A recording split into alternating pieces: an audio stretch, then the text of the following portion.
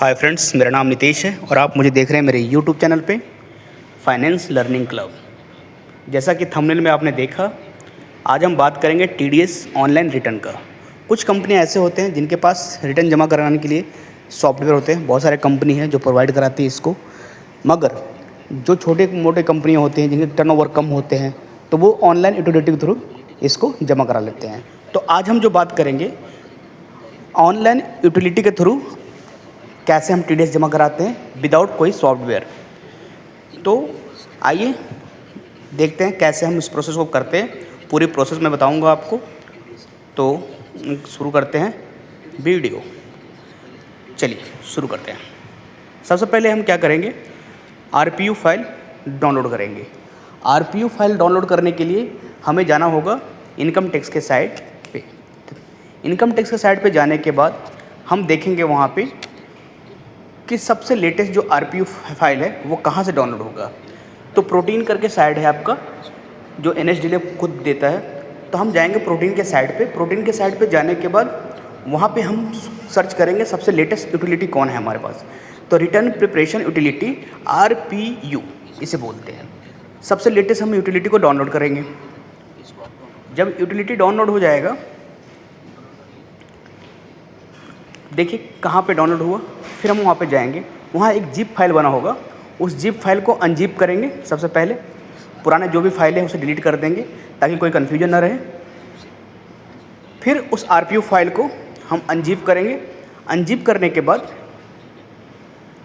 Unzip हो गया। अब इसके बाद उसके अंदर जो यूटिलिटी का जो मेन फाइल होगा जिस पे हमें काम करना है उसे ढूंढेंगे। उसमें देखिएगा लिखा होगा टीडीएस आरपीयू यूटिलिटी, जो सबसे लेटेस्ट वर्जन होगा वो वहाँ पे होगा। तो आप उसे ओपन करें।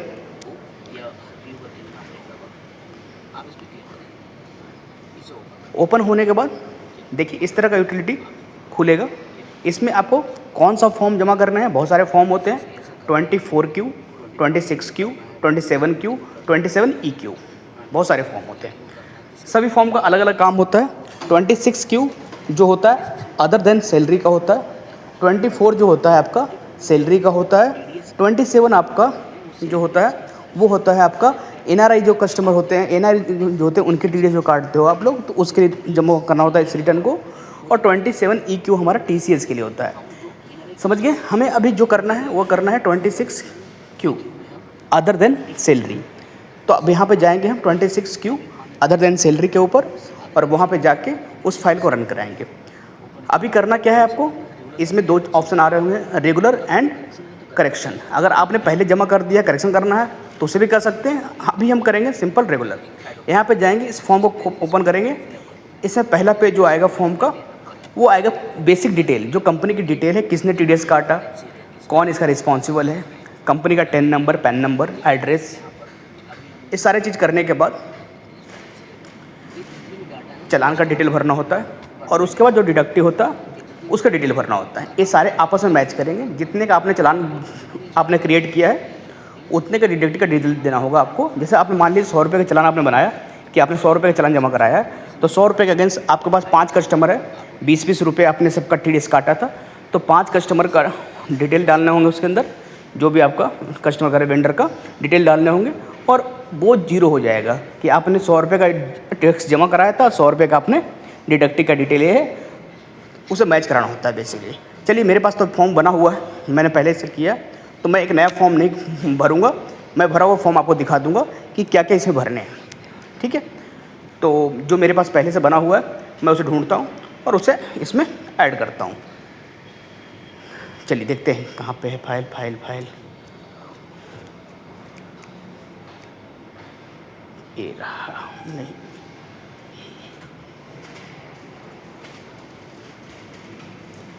ये मिल गया। ये फाइल है हमारा। ये फाइल देखिए बेसिक डिटेल हमने भर रखा है।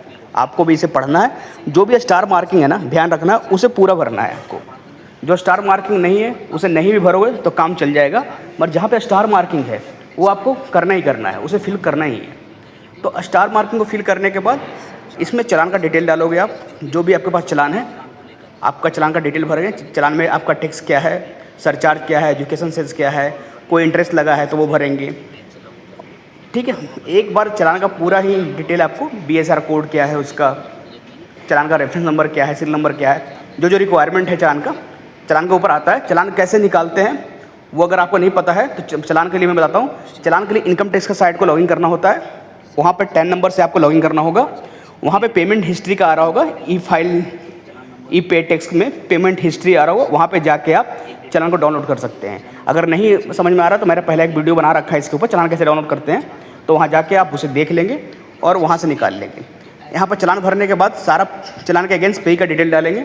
जब पेई का डिटेल और चलान आपस में मैच कर जाए, यानी कि जितना भी आपने टैक्स काटा है और जितना भी आपने चलान जमा कराया है दोनों आपस में मैच हो रहे हैं, तो ये फाइल तैयार हो जाएगा। फिर यहाँ पे आपको क्या करना है, फाइल क्रिएट करना है AVU फाइल के लिए।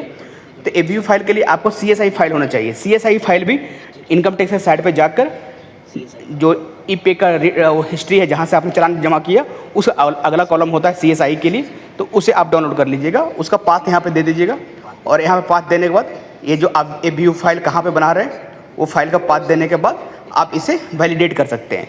जैसे वैलिडेट होगा ये आपका AVU फाइल बन के तैयार हो जाएगा। ठीक है, मेरे पास पहले से एक बना हुआ है AVU फाइल, आइए मैं ढूंढते हैं और कैसे उसे डाउनलोड करते हैं वो दिखाते हैं आपको।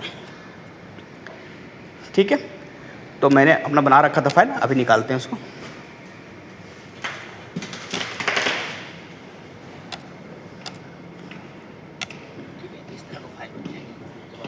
बहुत सारे कंपनी का होता है ना, तो थोड़ा सा ढूंढने में, चलिए कोई भी एक फ़ाइल पकड़ते हैं, देखते हैं उसे कैसे।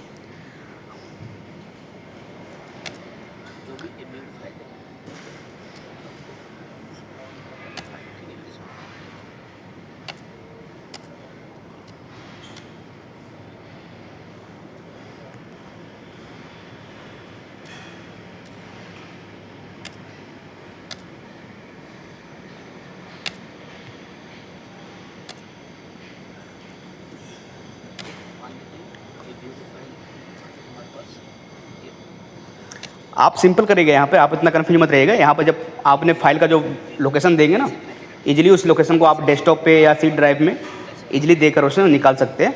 हमने यहाँ बहुत सारे फाइल बना रहे इसलिए कम कन्फ्यूजन था मुझे, अदरवाइज ऐसा कोई दिक्कत होगा नहीं, सिंपली बन जाता है। और उस फाइल को जो AVU फाइल है उसको राइट क्लिक करके उसको जिप बना लेंगे।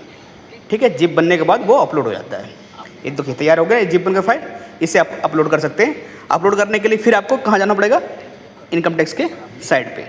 तो चलिए इनकम टैक्स के साइट पे चलते हैं अपलोड करने के लिए। ये ओपन हुआ इनकम टैक्स का साइट, आप यहाँ लॉगिन करेंगे। हाँ, लॉगिन जब भी करना है आपको 10 नंबर से करना है, पेन नंबर से नहीं करेंगे, ध्यान रखना है इस चीज़ को। लॉगिन जब भी करना है 10 नंबर से करना है। लॉगिन किया, अपना लॉगिन ID वगैरह जो है आपने डाल देना है इसके ऊपर। ठीक है,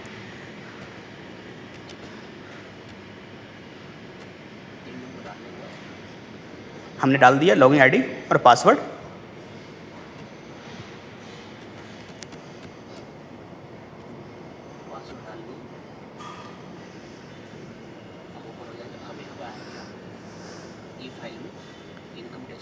अब यहाँ पे जाना है आपको file income tax return form, यहाँ पे आपको क्लिक करना है।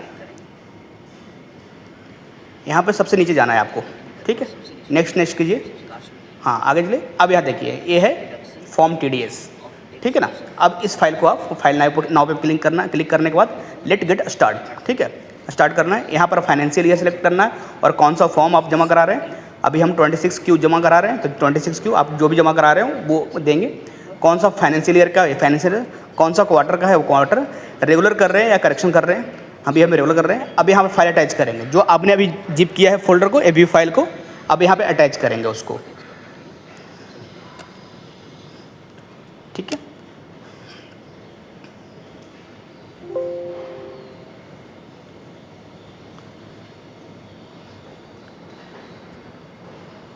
हमने फाइल सेव कर रखा है। मैं वहाँ पर गया अपना,